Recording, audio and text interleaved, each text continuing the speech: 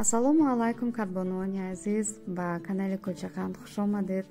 фикр мекунам ҳар як кадбону ҳар рӯз ба худ ин суолро медиҳад ки имрӯз чӣ пазам, ва ман ҳам мехоҳам таомеро пешниҳод кунам ки ҳам камхарҷ аст, ҳам хушмаза ҳаст ва хеле зуд омода мешавад, ки барои ҳар як зан ин муҳим аст. яъне омода карданаш ҳамагӣ 20 дақиқа вақтро мехоҳад ва як таоми хеле хушлаззат барои аҳли хонавода метавонед пешниҳод кунед. умедворам писандатон меояд. дар видеоҳои дигар марҳила ба марҳила равиши корро нишон додам. ташаккури зиёд.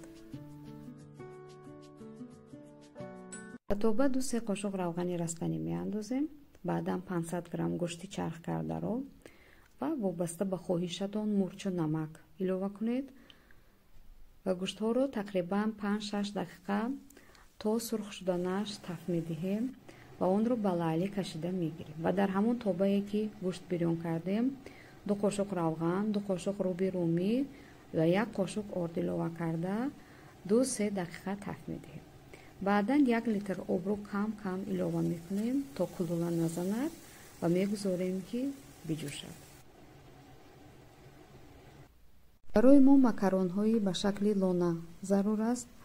лонаҳои макарониро дохили зербак мекунем ва ба дохили ҳар як лона гӯште ки қаблан бирён карда будем илова мекунем ва агар боз зарурият бошад каме об илова мекунем то ки об қариб ки лонаҳоро пӯшонад ва боз вобаста ба хоҳишатон ба оби зербак рӯ чашед, намак андозед ва 10 дақиқа дам мепартоед.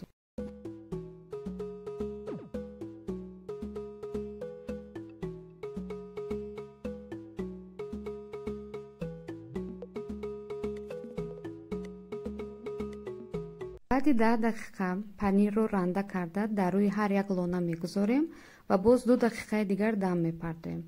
хуб, таоми мо омода аст. акнун бо сабза рӯяшро оро медиҳем ва ба таври дилхоҳ метавонед боз дигар хел оро диҳед ва ба лайли мекашем ва ба азизони худ пешниҳод мекунем.